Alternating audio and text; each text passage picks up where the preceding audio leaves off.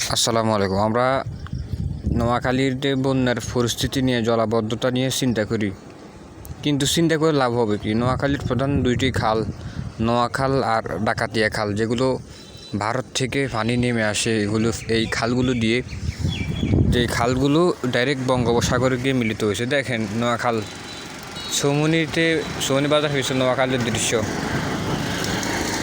এই পাশে দেখছেন নারিকেল গাছ দিয়ে দখল করতে করতে কতটুকু আছে, আর এই পাশে দেখেন খাল হচ্ছে আর ওই দিকে, আর এখানে খালের উপর মাঝখান দিয়ে ওয়াল উঠাইছে, ওয়ালের দখল করছে। তাহলে আপনারাই বলেন, নোয়াখালীর কি অস্তিত্ব আছে? নোয়াখালীর অস্তিত্ব নেই। আর আমরা বন্যার পরিস্থিতি নিয়ে চিন্তা করি, এই হচ্ছে বাঙালির অবস্থা, নোয়াখালীর অবস্থা। সব সালারে আসলে সিটিং।